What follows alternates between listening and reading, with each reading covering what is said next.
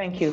Thank you. And good morning, good afternoon, good evening to you all, depending on where you are. And we are so grateful and delighted to have you in this particular webinar, just to be able to look at different aspects that touch on the reforms that have been taking place in the area of global health agenda, the global health agenda. And even as we begin our webinar today, our focus is really on the role of African academia and research institutions in the whole discussion and the reforms that are taking place globally with respect to reforming global health as a whole.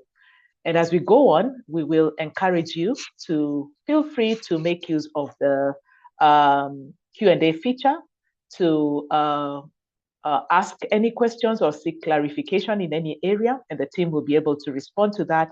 But also feel free to make use of the chat feature with respect to introducing yourselves on the chat and being a community together. So welcome for this particular discussion that we will have.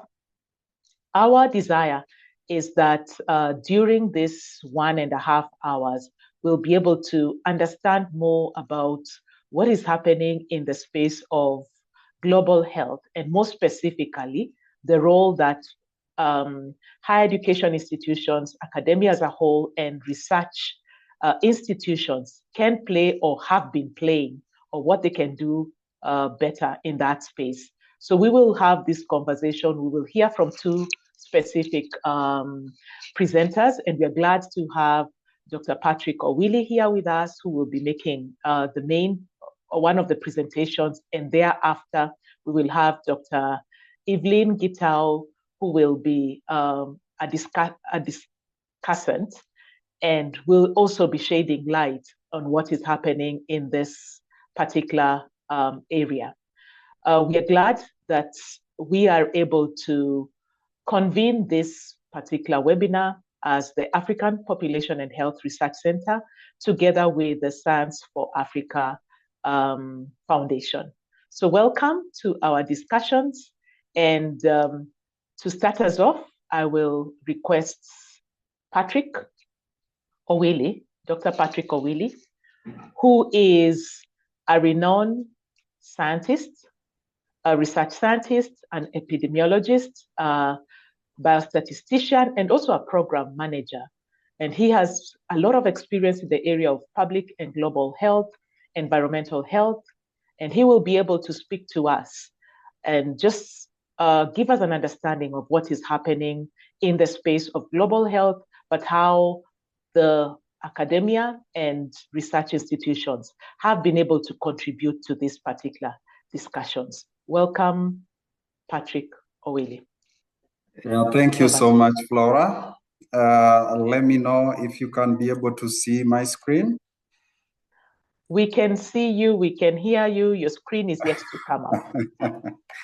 Yeah, thank you so much, Dr. Flora, for that introduction, and welcome everyone to this discussion. This is quite an amazing time, especially when Africa is asking itself, where are we in terms of global health agenda?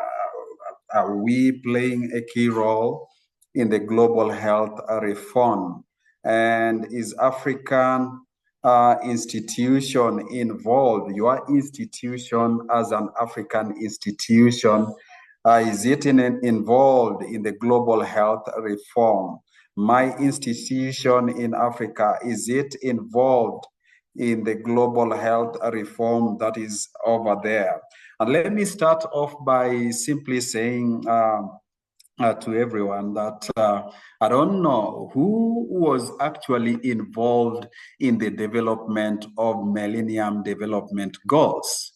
And it came to an end in 2015. And again, you ask yourself, who from the African institutions actually was involved in the development of this Sustainable Development Goals? Who was actually involved? Did they come to your institution to inquire whether these are the priorities for Africa. Did somebody come to your village, to your household, and inquired whether this is the priority for Africa? Who decided that this is what we are going to run with for the next 15 years? And even as the discussions on global health are going on, and we have to get to know that these cannot for sure be achieved without equity, the equity of the institutions that are there. When African researchers are absent, and African research actually is absent, it creates a skewed knowledge system. And that's very, very important, especially in determining what is there for Africa. Who determined that this is what we are supposed to go with in Africa? And that kind of skewed knowledge system, when somebody sits somewhere in a global meeting and simply says, hey, this is the priority for Africa. Is Africa really involved? Is there health equity? And the reality that Africa is actually facing is a systemic exclusion. Let me ask you, as an academia or somebody who is a professor in academia, is he giving his opinion with regards to the global health issues that are currently affecting Africa? Somebody in the research institution, is he actually giving his opinion? There's quite a lot that is going on in Africa that has never been recognized. Some of them are published in journals that are not even indexed. But where is Africa's voice? And so you can be able to see that the global framework, sometimes you can be able to realize that even the Millennium Development Goals, we were lagging behind. Why? The global framework actually fails to support the local decision making. And that is one of the things that is happening. The global framework is not linked with the national and the subnational decision making. And so you can be able to see that the current system that we are having in the global arena is that they are tracking global commitments, but not supporting the day-to-day process of what is going on. Where is Africa in global health decision-making? And so Africa, have we come to a point where we must shift from global accountability, where we are tracking global commitments, to national actionability? Is it the time for Africa to change the course, to run and drive the global health agenda? And so the framework, which we call the African-led knowledge sector, is very, very critical. That wants to correct this, what we call intellectual sovereignty. Nobody in the global arena has monopoly of intellect. And so where is Africa? Does it mean Africa does not have intellectuals? And so this comes in bringing in the aspect of the voices from Africa, where we are actually transitioning from fragmented feedbacks that comes from different aspects in the global arena to actionable architectural changes within Africa. Is it a systemic problem, or is it Africans' problem that we were born to be like that? And so this is something that we need to think about as Africa. And so the new public order, which aligns with the African Union and African CDC, comes with an aspect of where is the academia voice? Where is the research and researchers' voices? Is it time where Africa can actually be decolonizing global health? Is somebody sitting in Washington and because their power, of course, there's a say that says, who has the gold makes the rules. But is it time for us to decolonize global health as Africa so that we get to know our priority? How can Africa's voices be heard in the global arena? We know our problem. Who decides what is best for Africa? And so in the African knowledge-led arena, there are these six systemic pillars that are very, very important to, structure the African voice. That talks on partnership. How are we partnering with each other? How are we collaborating with each other? How is the global North and the global South collaborating? Who has the power over the other? Do we have equity even in the collaboration? Capacity strengthening.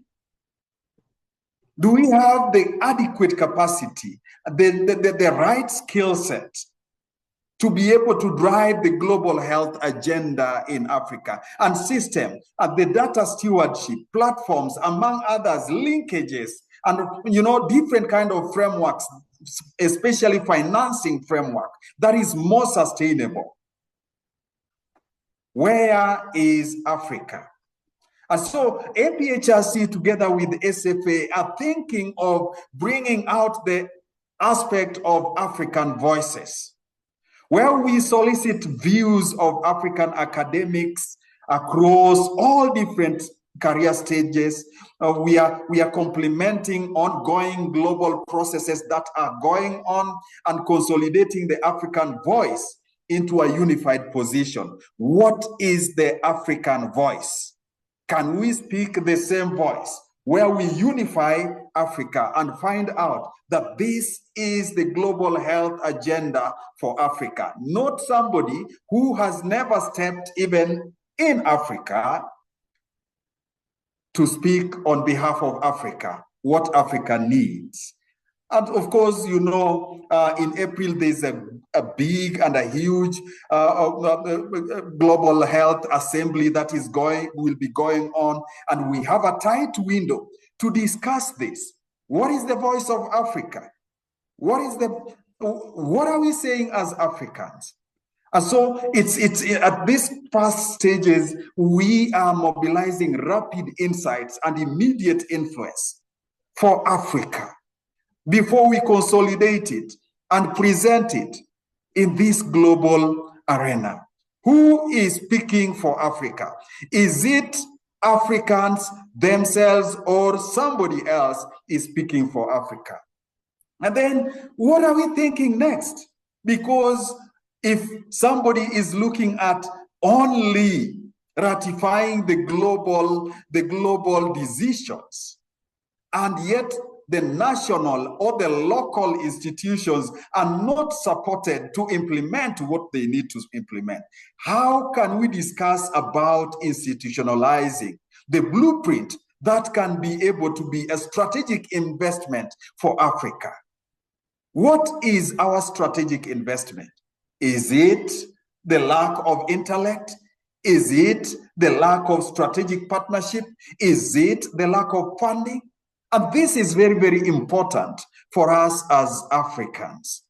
And we expect the tangible outputs that are going to be there. We are going to consolidate the position paper for Africa and synthesize the output, and commission these think pieces that are there, and also come up with a blueprint for Africa.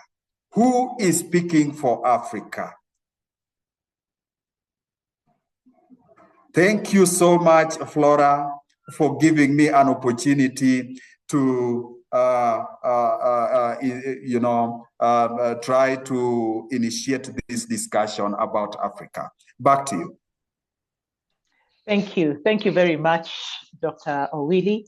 And I could see quite a number of claps I believe you have set the tempo for us to be able to discuss this. And there are critical aspects that were brought on board. I remember when Patrick began, he began by asking who is informing the global agenda? Who is it who's defining what should happen in Africa? Who is it who's determining what are the development agendas that we should have as Africa? And even as Patrick has set that tempo, we'd want to just hear maybe from one or two of you with respect to what your insights are, what are your thoughts? And thereafter, we will have Dr. Evelyn take us through what her perspectives are in this particular area. So I think there are hands that have been raised. I'm not very sure. And from where you sit, is there any hand that we need to respond to? Okay. So meanwhile, you could also make use of the chat box. Let's hear from you. Let's hear from you. What are your perspectives? What are those insights that you'd want to contribute to this particular discussion? And as Dr. Willie put it clearly, that what we are interested right now in doing is being able to consolidate the voice of Africans, the perspectives of Africans, and more specifically, the perspectives that are coming from our academic institutions, but also our research institutions, so that then we can be able to have a position with respect to what the role of academia and research institutions should be in this whole discussion in Africa.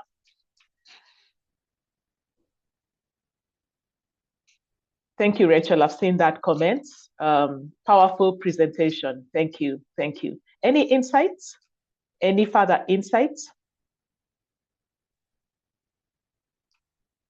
We are also sharing with you a survey, and very soon the link will be shared with you so that you can be able to contribute to this discussion. And if you could unmute Joy, Maina, and Domac so that they can contribute. Over to you, Joy. Right. Hi, Flora. Happy New Year. You know, we last met in Kenya, Nairobi specifically, end of last year. Oh. Yeah. So my full name is Professor Joy Maina. I'm the Director of Research at Ahmadu Bello University, Zaria, Nigeria. So thank you, Patrick, for your presentation. While you were making it, the things that kept coming across my mind was that one of our fundamental problems, and we're increasingly seeing this from the Nigerian end, is that we do a lot of very good research, but they're fragmented. We do them largely in silos, and they're not. They do not really tie up to one single converse, and the fragmentation is why it appears that African researchers are not as visible. You know, it's like light. When you focus light, it can cut the hardest substances. But if it is diffuse, it can't. It's still light, but because it's not very focused, it becomes a bit ineffective. And another thing we're increasingly finding out is that people do similar things, but because we do not know, we're in our silos, we do not communicate, we do not talk. And therefore, the potential for it to come together as one solid point to help us is not really that strong. So those are my thoughts. We need to start talking together like this, and then the fragmentation needs to kind of stop. Thank you. Thank you, Professor. Thank you. Thank you for that point on fragmentation and what that is, how that is affecting us. Domash?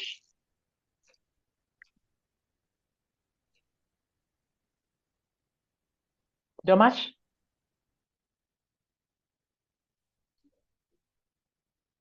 Okay. Rachel? Yes, sorry. Yes. Okay, Domash, go on. Go on. Yeah, this is Domash from Ethiopia. I'm from Gambia University, but now currently I'm research scholar in in Andhra University in India. So I'm really interested from the perspective of the professors. But what I want to add is that in African health, I think we lack ground on our indigenous aspect in the perspective of health. Because let's say, for example, now I can imagine the structural barrier on health and this structural violence in health, like in health cares, health supervision, wherever in Africa, there is a problem. So I think if we need to reform, should be started from the ground, because whenever there is a top down perspective, will not have any impacts on the ground. But when it is a bottom up perspective in the reform, will have an impact because people they have different kind of understanding health according to their environment. So to add on what proposal presented, if we need any reform in health, so I think we need to have a bottom up approach in any area in health. Thank you. Back to you. Thank you. Thank you very much. Rachel?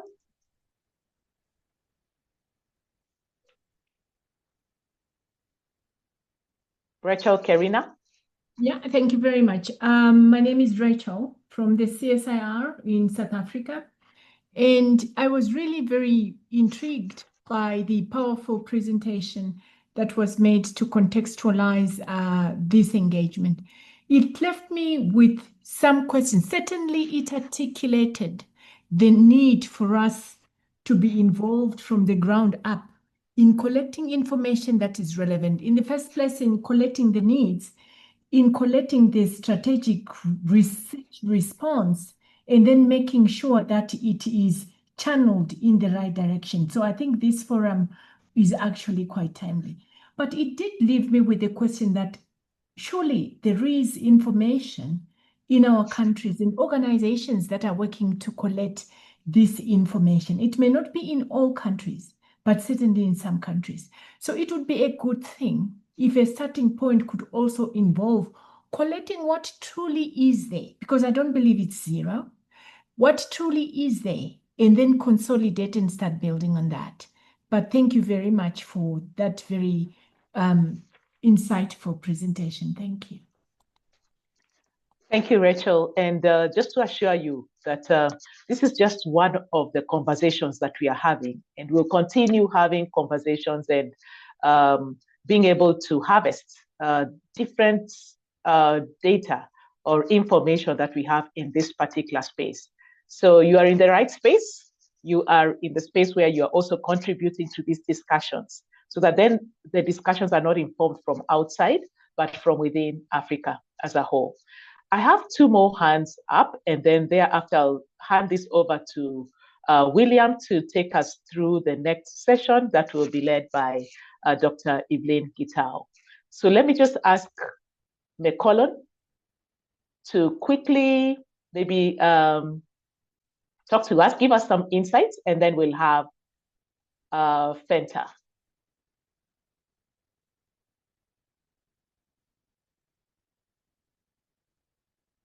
Has he been unmuted? Okay. Fenta, would you want to go next?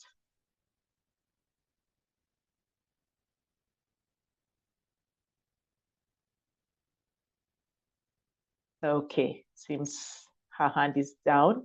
Candy, and thereafter I will give this back to Patrick. Yes, go on. Candy?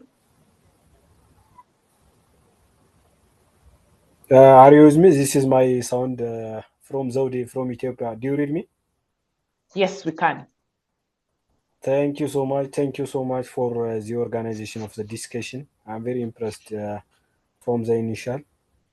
and the idea raised by the presenter is very interesting.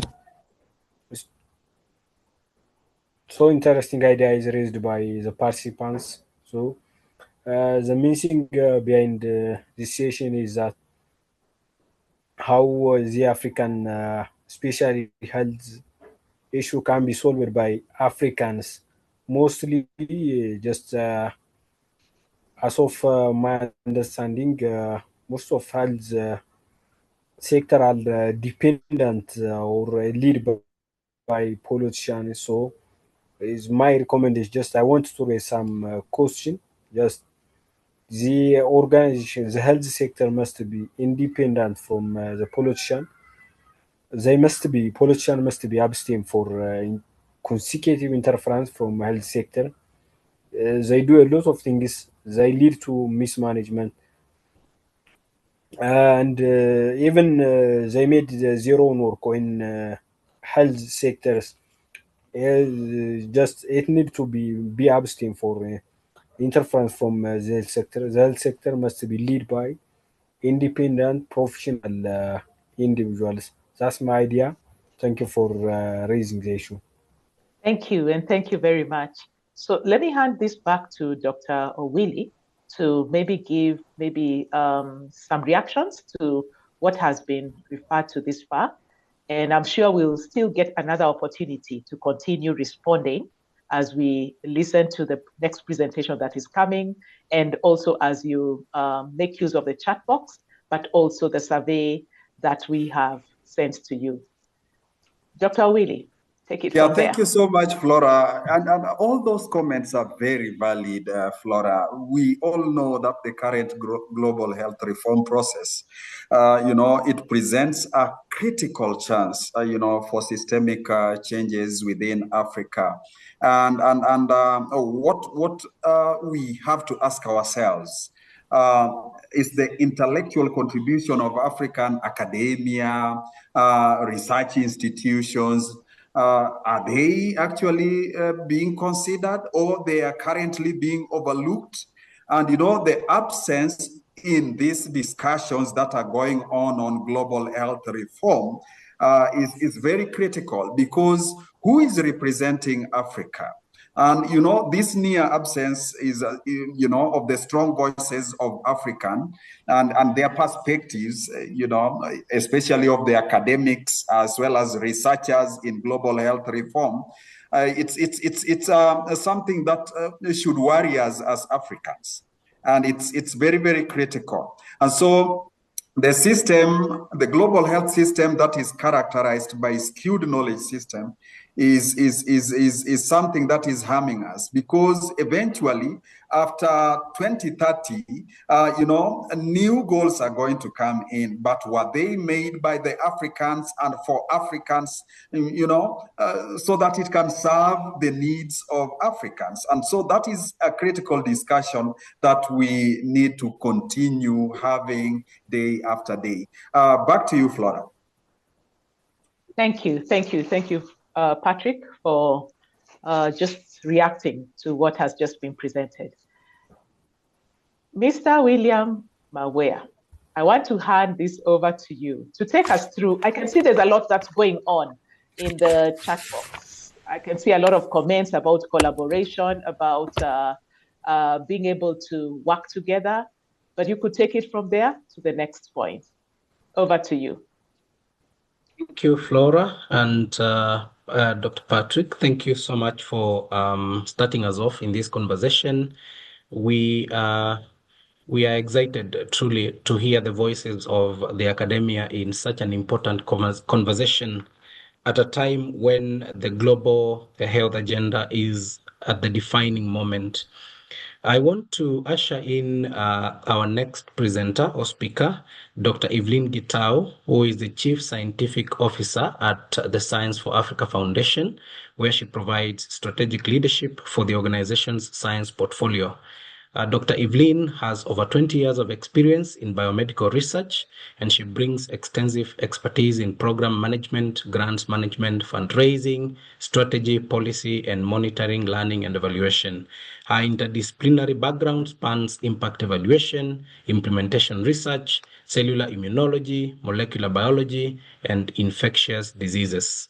At SFA Foundation, she leads a skilled program team that designs, manages, and mobilizes funding for science and innovation initiatives across Africa in collaboration with global and regional partners. Under her leadership, the foundation ensures program delivers impactful evidence that informs Africa's development agenda while positioning SFA Foundation as a global thought leader. Ladies and gentlemen, allow me to introduce Dr. Evelyn, who will take us through the next presentation as she speaks about the role of universities in this very important conversation. Over to you, Dr. Evelyn. Thank you, William, for that long introduction. It's always interesting to hear how one is introduced in such fora. To be part of this conversation, I think it's timely. It's at a time when we're a year down the line where we had a huge global shift. So first, I want to thank Dr. Willie for such a rich, and timely presentation. What you have offered today is not simply a reflection on global, and in the chat box, you'll find that many people are reflecting on ourselves, and also the challenge to how African academia and research institutions are seen as the global health system. Your presentation is very clear. Position in agenda setting is not a reflection of weak science, but of structural underinvestment and misalignment. I want to reflect on this reality, particularly the role of institutions like APHRC, ourselves, SFA, and how financing when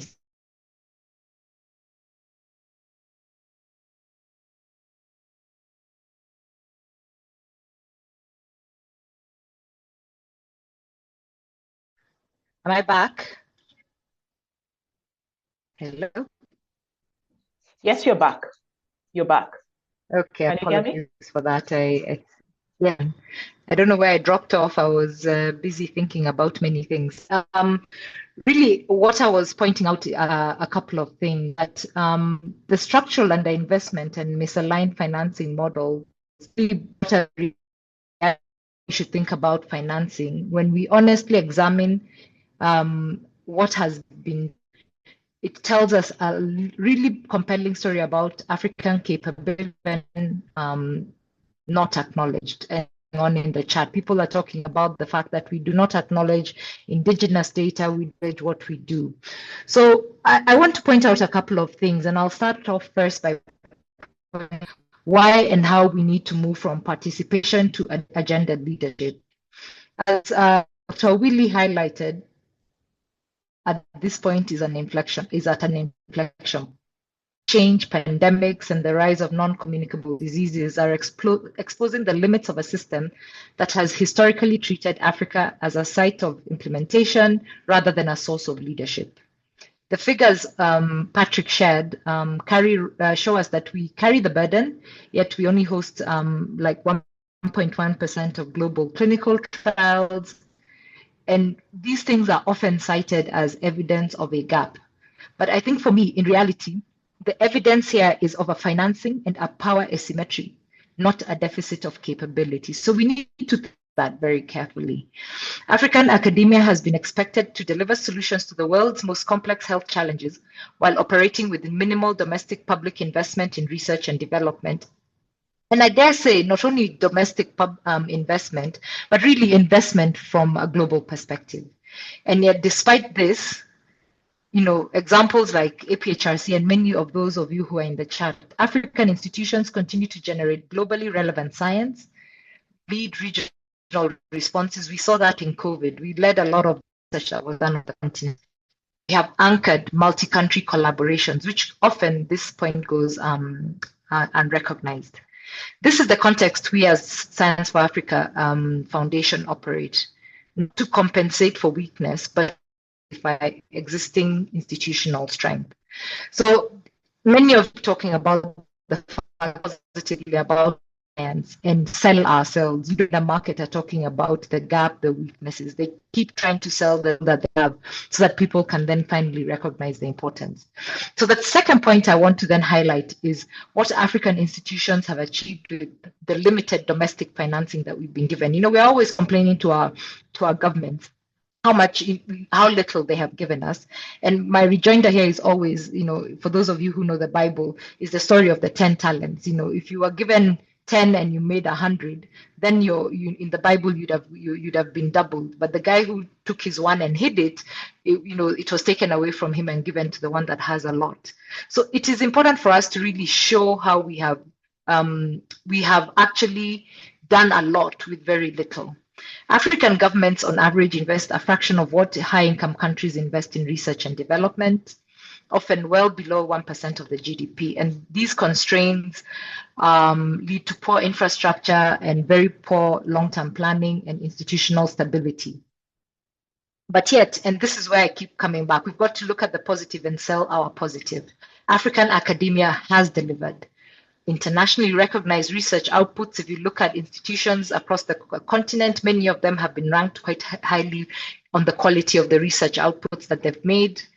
They have delivered leadership during public health emergencies, may it be Ebola, may it be COVID, may it be the constant epidemic of epidemics, you know, constantly being, you know, having to fight these things. Regionally coordinated surveillance and cohort platforms, we have the cohorts, we have the platforms, we've done really well in very strenuous and we have delivered on policy relevant evidence used well beyond the continent. Let's remember that many, many policies are made from data that has been collected from the continent and not by non-Africans, but by Africans. This is not accidental. It reflects extraordinary efficiency, adaptability, and stewardship of scarce resources. And I really, really want to emphasize on that point. We are good stewards of very, very scarce resources. So when we as a foundation represent African institutions to global funders and partners, we do so with this framing. If African institutions have achieved this level of impact with such limited domestic financing, imagine what would be possible with financing that is predictable, flexible, and designed for leadership. This is not a plea for sympathy, and I really must emphasize that. It is an argument for return on investment. We are good stewards of funding because we actually generate more. We are punching above the. Third point I want to stress about is the fact if actually we financed as academia in a way that we should be financed, it would be a signal of trust and authority. So Dr. Willis pointed out to us the reality that financing is not just a resource, it is a signal. Who receives core funding, who budgets, who's to convene, to prioritize, to adopt. Our approach as an institution of the foundation is to finance with intentionality. We use funding to place African institutions in leadership roles, not delivery roles. We support African-led consortia with real decision-making authority, and we invest in institutional capacity that's been mentioned time and time again by the participants in this webinar and by Dr. Willie, not just project outputs. This matters because financing models shape behavior.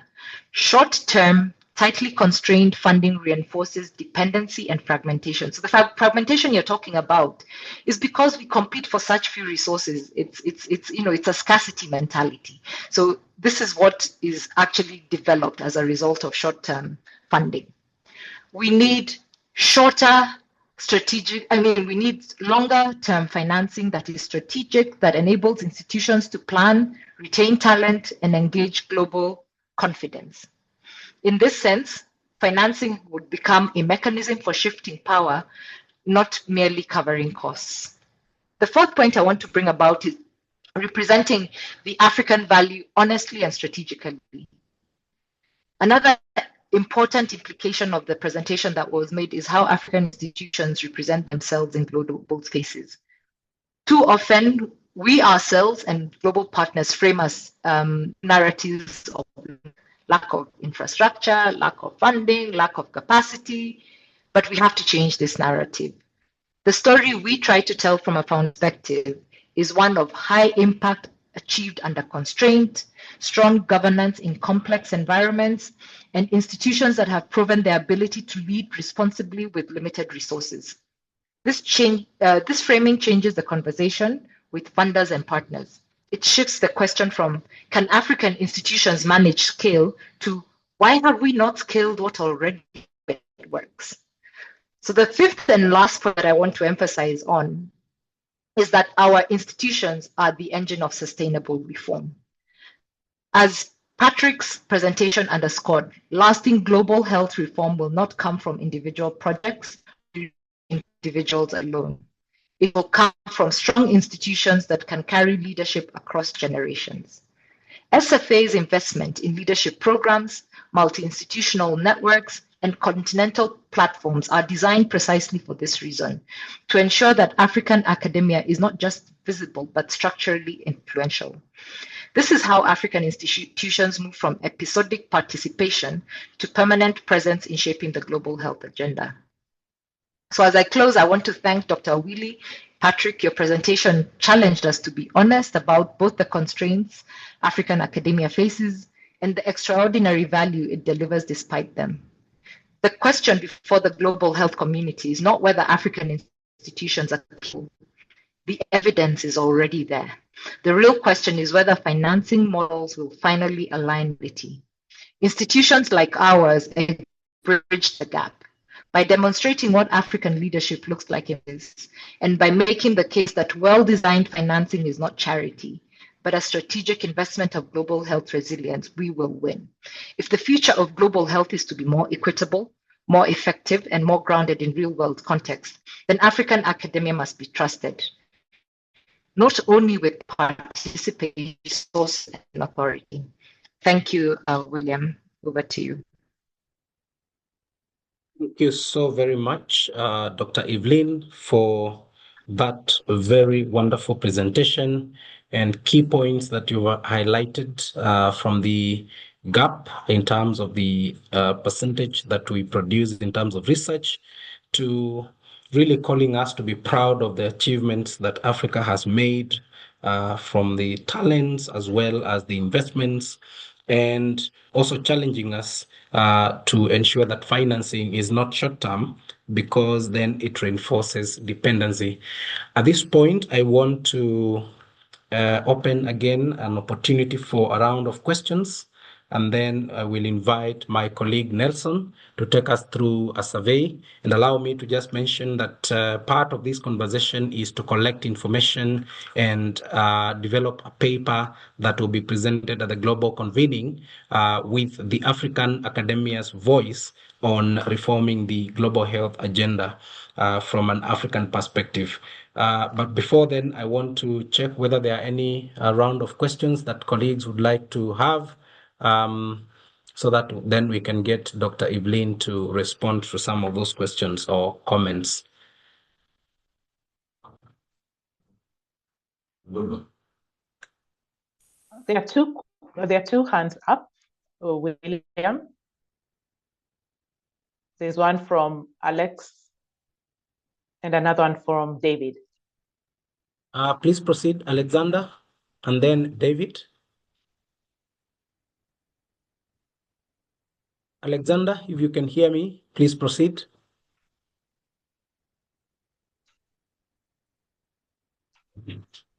Maybe our host needs to unmute him. Alexander, I can hear you. Yes, we can hear you. Good afternoon. Thanks so much for the presentation. Thanks, Dr. Evelyn and Dr. Williams, for the wonderful presentation. I think the topic that we're having tonight is very important, and I think it is speaking of what actually needs to be done. There are, however, a few things. As I was reflecting on the structure that was presented by the first presenter, there are a lot of issues that are actually suggested as the way, for example, for arriving at shaping what happens at the global agenda. But I think we also need to be mindful that perhaps we are thinking of influencing the global agenda when actually what is global itself is actually increasingly disintegrated. And so we need to be mindful and also act in such a way that just in case we may not have that, is it possible for us to have an African platform for or an African agenda that actually responds to African issues? The other issue is the idea of the African research. My concern is that many of us are already integrated into the global system in terms of our understanding of what valid knowledge is. And so even what actually we focus on as researchers is indeed shaped by the global system that unfortunately is very difficult for us to detect. And therefore, the way we've been already integrated into a system unconsciously influences us to produce knowledge that does not actually focus or articulate the local needs that would actually be the strategic areas of investment for the African transformation. So the question then is, what is the character of this African-led research or researcher? What is or what should that be in order for us to move in a way that actually does not actually make us participate in the very system of actually reproducing ourselves in the image of shaping the global agenda? It actually we have to actually reproduce ourselves as subjects to the system. Thank you. Thank you very much, Alexander. David,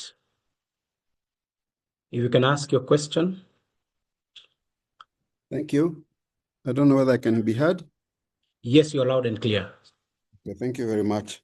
I want to support the two presentations. Great job, great insights, and very encouraging. I'm glad we have this forum because it's when we start talking to one another that we realize what our strengths are and where we can go next, because unity is quite important. I think the thoughts are important for us to interrogate and so on. And I am in agreement with the views that have been raised. And I want to also add my voice to, if you allow me to, just like Evelyn did, cite the Bible when she talked about the talents. My thoughts also go to this whole issue of our attitude towards what's going on. The story of the spies who are sent and they came back with a report and said that they looked like grasshoppers to those that they were supposed to send away. And what makes me sad about it is that they say that they looked the same to them. Those fellows saw them as grasshoppers, and they themselves saw themselves as grasshoppers. So we have a lot of strength as Africans. We have a lot of resources. Evelyn has talked about international recognition, which is really quite true. When we get a chance and we speak out there, those who care to listen, do so. And what I'm emphasizing is we cannot force them to recognize us, but it will be much to be pitied if we think that we are what they think of us. Thank you very much. Thank you very much, David. I want to invite Fatai Adeboye to ask a question and then request Dr. Evelyn to respond to the first three, and then we can come back for another round. Fatai, over to you. Yeah, thank you very much. I mean, this is a great discussion, and I just want to thank Dr. Evelyn for, raising the issue of funding. If we look at research work generally, funding take a very critical part of this. And building an indigenous funding can only contribute to a longer sustainability of our research work and research institutions. I just want to draw ourselves back to those years past when Africans togetherness celebrate their own people, like Kawi Nkrumah and all those big guys in Africa. But these days, things are quite fragmented. And to be very honest with you, the only way we could actually come to the front line, to be celebrated also internationally, is for us to jointly recognize our own work, own our own work, own our own funding. Yes, we could have foreign element of those funding coming into it, but it is crucial and important for us to build our indigenous funding. And I will also say that from this perspective, that we could have government institutions in their budgeting allocation for the year to allocate certain amount of funding into this, as well as ensuring that we as research institutions find a means to get into those floors, parliamentary floor, to talk about our research work and partner with governments. And that's the only way we can build indigenous funding. Thank you very much. Thank you, Fatai. I want to request Dr. Evelyn to do a rejoinder to those comments and questions, and then we can have another round of questions before we invite Nelson for the survey. Okay, great.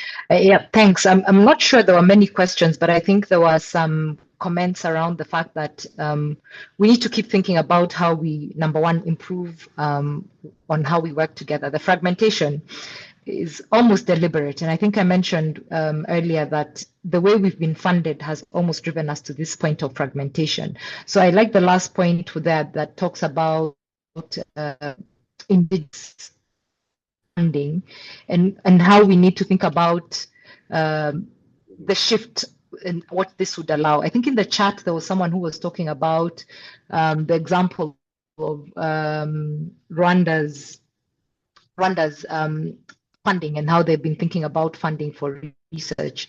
And so the shifts that I think, based on the three conversations we must think about, is we must change where validation power sits. Who is validating us?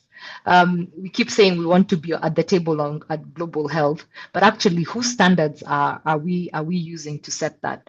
We're pushing for global standards, but set from the African agenda. And I think there are many. So, for example, the good financial grants practice, that is a standard that has now been rolled out across the continent, is becoming a global standard. And those standards, we have argued time and time again that if you were to evaluate northern institutions with the same standards that they evaluate us when they're trying to justify giving us less or having tight controls, many of the northern funders would not pass. So we must change where validation power sits, and that means we must develop standards that are standard across the board, not just for Africa vis-a-vis outside Africa. Second, and I had mentioned this when I gave my intervention, is that project funding is not the key. This 5-year, 3-year cycle will not get us to the point where we want to become innovative and have success like we're seeing under the program Purpose Rwanda. So we need to platforms. We need to encourage more platform funding, whether it's across countries or within countries. These platforms that are delivery platforms have to be well. We have learning systems that allow for us to learn across projects, not just, and we have to finance scale from the beginning, not to think about scale after the project, to scale from the outset, so that evidence will travel through the pipeline end to end all the way into policy. I think the third point I want to reflect on, based on the three interventions and some of the things I saw on the chat, is the institutions must be the unit of trust. Many of us grew up in a research ecosystem that funded research at individual level. Seeing with some of our, as they're trying to set up in their own indigenous funds, is funding at individual level at the expense of building and investing more in their institutions. And I think this is the wrong angle. Individuals will get funding. Institutions need more funding to ensure that they can actually build the system that will bring innovations to impact and will bring these individual capacities to impact. So for me, I think that's the other level where we need to discourage our governments from focusing on individual fellowships, because those are not hard to get, to really building the institutions and strengthening the institutional systems. Over. Okay, I hear I'm breaking. Just Thank seen you. that. Thank you. Thank you, Dr. Evelyn. That was quite wonderful. Nicole Mukunzi, over to you. Thank you very much. My name is Nicole Mukunzi, and I'm based in Liberia right now, but I'm originally from Rwanda. And I'm a student, a PhD student at UK University, that is based in Gambia. And I'm doing my program online. My reaction that I want to really appreciate this timely debate or timely discussion, because I've been. Can you hear me? Hello? We Yes, can hear you, we can, but but from your voice afar. is a bit Yes. unclear. Okay. If you could move closer to your mic. Yes, that's what I'm trying to do now. Can you hear me now? Hello? Yes. Yes. Let's Yes. speak now. Okay. So my reaction, I wanted to really appreciate the points that Dr. Evelyn talked about, that the way we actually bring our own narrative about Africa also affects the way we can actually have a voice in Africa, especially in academia, but also in development. And I want to really emphasize on the point that ourselves as African, we do not have trust on our academic, like our universities. We rather work or maybe or study from universities that are in the West, and we think that's the only way that we actually receive a good education or good research skills and capacity building.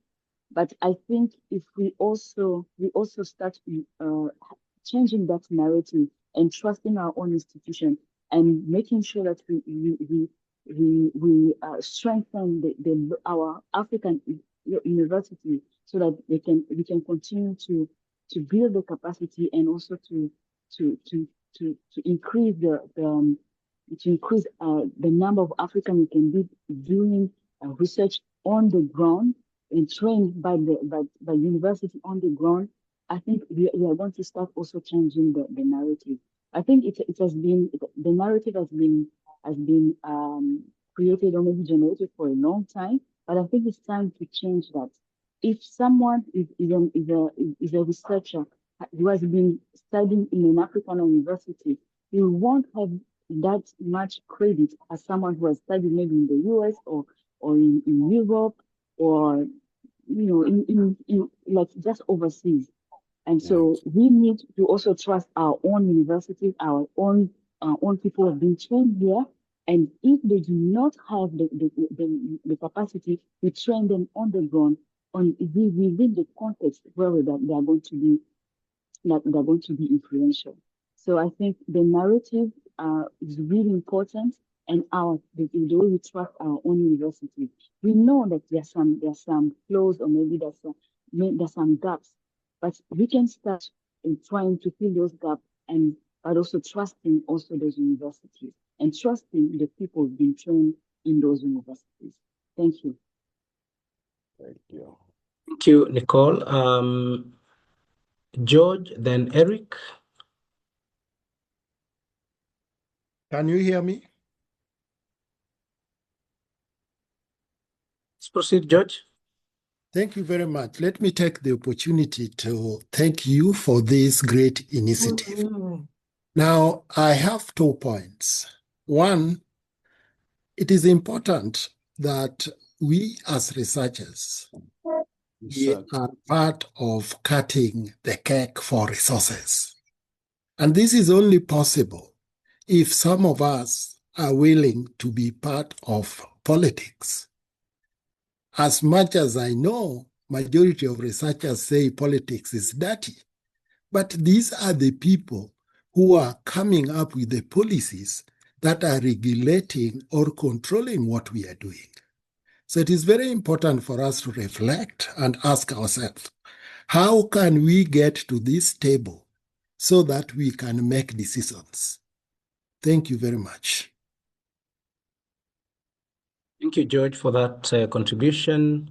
Eric, and then after that, I will invite Dr. Flora to respond to 2 questions on the Q&A. Thank you. Thank you so much, William. Can you hear me? Hello? Please proceed, Eric. We can hear you loud and clear. Yes, we can. Thank you so much. My name is Eric Momanya. I'm the CEO at Savannah Group, which is a public policy consulting firm. And I want to agree with Dr. Gitau that Africa doesn't suffer from a capability gap in global health research. I think what we suffer from is a leverage gap. Now, of course, we know that a lot of research agendas, and it's been agreed here primarily that external funding priorities are setting what sort of like this, are influencing basically what we do and how we sort of like take a backseat. And naturally, it's sort of like unsurprising that these outputs that come from this sort of like otherly shaped priorities then do not really help us to shape our agenda. I want to say that we need to be able to have a tighter alignment between research and policymaking. And I think this is sort of like a present lever that potentially we can be able to unlock. And I do know that organizations like APHRC have made some really significant strides around closing this research and policy gap. But I want to think about like, can we find ways of having this institutionalized? So there's not sort of like an institution by institution idea, but something that can be is sort of like widely agreed upon across the ecosystem, the research ecosystem, and good intentions will not really shift this position on this. The system obviously is stacked against health research, specifically funding incentives. Like, I mean, you need to be able to we want to get funding from from whatever that is like external. Our publication norms don't help in this regard. We want to be able to rather publish in the Lancet than find a way of publishing locally. Why? Because it's more prestigious. And like I just mentioned, there's sort of like linkages between research and policy.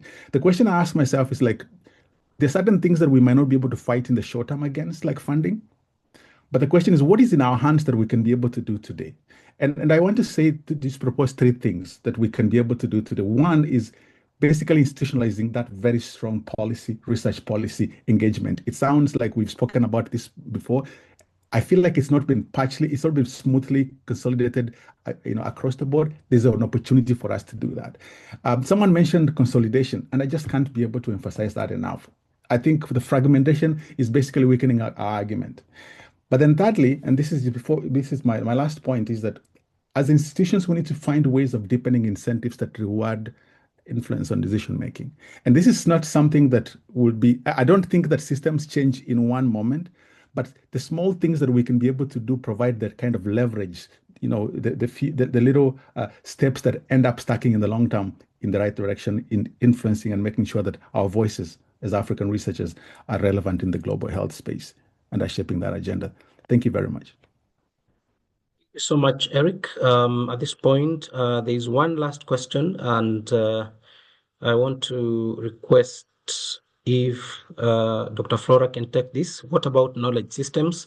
What we learn, we perpetuate. Are there moves to change what is taught as regards global health on the continent to better suit indigenous knowledge and lived experiences?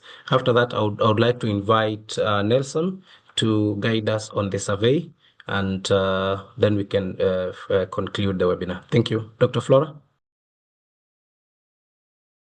Thank you. Thank you very much. And there's a lot that's going on in the chat box. There are so many questions that are being asked on the chat box. But let me respond to 2 that have been directed to the panelists. And one has to do with the agenda of global health when this is being funded from outside by donor funding. How do we expect to stop being beggars on the table? And the person proposes that we need to have our governments, or push our governments to be more involved in the global agenda. And I've just tried to answer the question, that particular perspective, by saying that indeed we need to push our governments. But one question the governments will keep on asking is, what is the value proposition? What is there for government? How do they benefit from these investments? And so it is necessary for us as academia or even as research institutions to have a common voice and a common perspective of why we all need this particular funding to support the global health agenda. So it calls for us in the spaces that we are in to be clear through the evidence that we are providing, but also through our arguments or even our perspectives to present the need and the benefits this will have once the government has been able to invest in this particular area. So that's a response that I needed to give to that question. And I know many of us can have different other perspectives. But I liked what Evelyn also mentioned when she said that, and someone else did mention the same from the team, when she said that we need to have credible institutions. We need to have credible researchers and credible individuals who come up and say, by the way, if you invest in academia, if you invest in this whole discussion around the global health agenda, then indeed, we assure you that there will be change in the country. The question is, how much does government trust what the institutions can do? Have we proven ourselves? Have we been able to come up strong and be able to have a preposition that shows that we have what it takes? We are strong enough to move the agenda. The second question was on the knowledge systems. And the question that is asked is, are there moves to change what is taught? And that regards global health. And again, remember, I just want to take us to where we began when we were beginning this discussion. We said we need to hear the voice of academia. We need to hear the voice of research institutions. And one of the voices I seem to be hearing from what Proskovia is raising is that we might need to go back to the drawing board and ask ourselves, the global health programs, the curriculum that is being taught, how relevant is it? Our academic institutions, do we really know what is required in this space?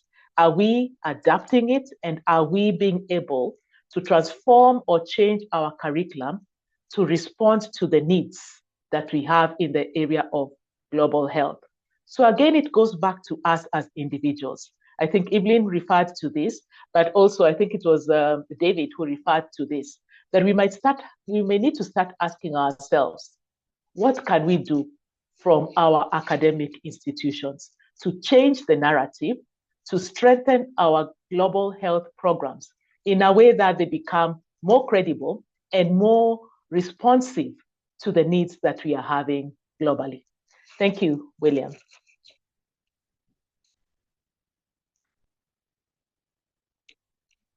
William, I think Thank you so much.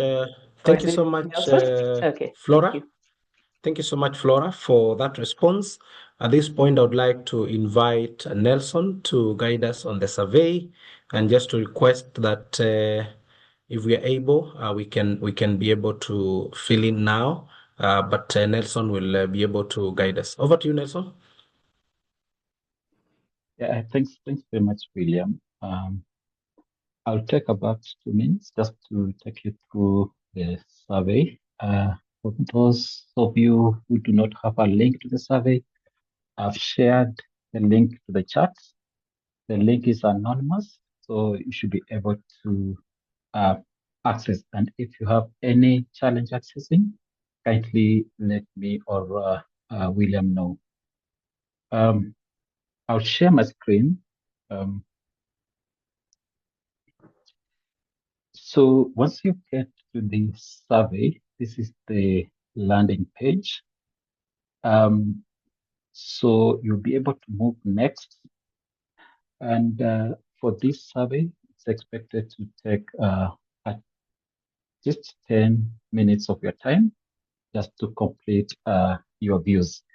So it's a straightforward survey. You just click on next to the questions that are relevant to you.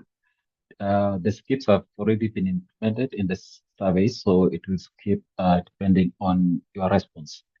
So it's a straightforward questions. So I'll skip the questions and take you to where I think there is some challenge for entry. So this is question 19, where we expected to rank the options.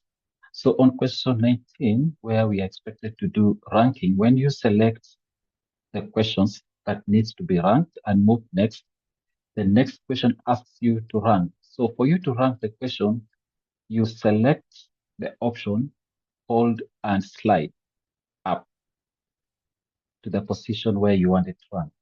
So like if I want establish strategic partnership with research institution to be the first on the line, I'll hold it and rank, push it to the first, and it becomes the first one in the rank. This applies to all the questions where we are ranking. So I think I can take it back to William, and if there is any person stuck, kindly let me know as we proceed. Thank you, and back to you, William.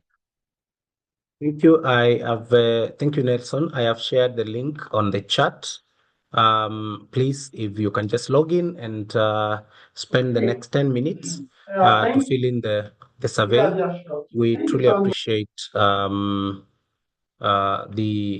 knowledge that we will be able to gather from this wonderful webinar. I've shared the link. If you have not seen it, please do let me know. Or if you have a challenge, you can text me or Nelson so that we can be able to assist.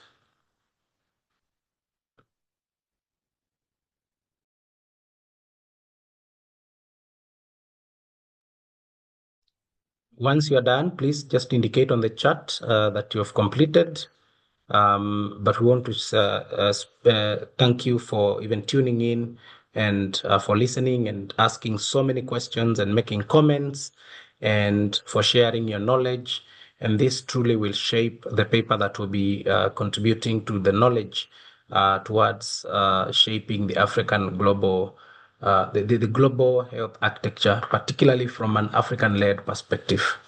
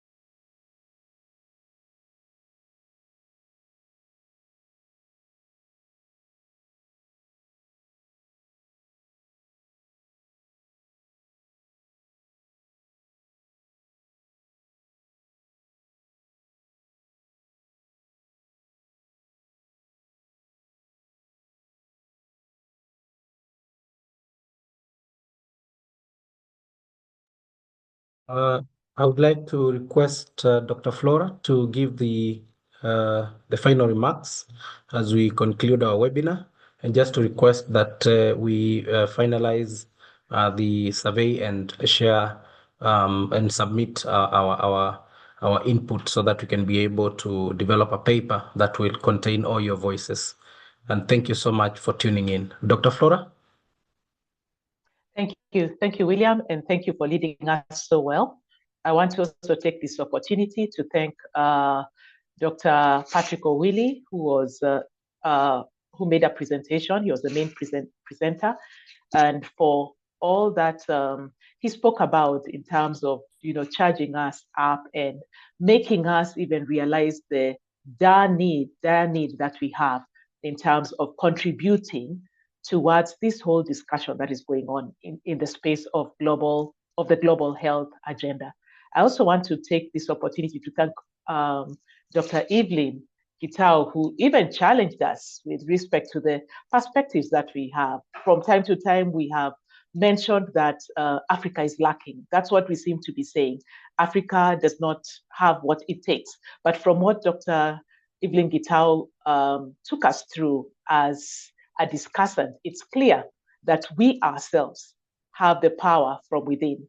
And the question that I would want to leave with each of us is, how are we working towards reigniting or strengthening ourselves within the global space so that our strengths can be recognized, but so that we can be more trusted in what we do in the space of global health as a whole.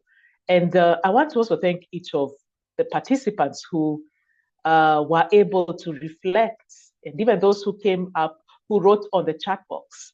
There was so much rich engagement that was going on both the chat box, but also those who were able to speak to us about what we need to do. I kept on hearing words like we need a bottom-up approach, but we also seemed to be saying that we need indigenous knowledge that is shared with us. At the bottom of all this is the whole question of what are we contributing as academia and as research institutions towards ensuring that our voices and the perspectives of Africa are being heard. And as we move on with the discussions that are going on with respect to the global health agenda, we intend to have a position, even as the African academia and research institutions, to be able to present our position and have this even discussed in different tables, decision-making tables within the global space. So once more, we want to thank you. We are looking forward to receiving your reflections on the survey that has just been sent, so that then we can be able to consolidate everything and have a paper that can be presented to others. So once more, thank you very much, and have a great evening, afternoon, morning, depending on where you are. Thank you, and we look forward to you completing the survey. Bye.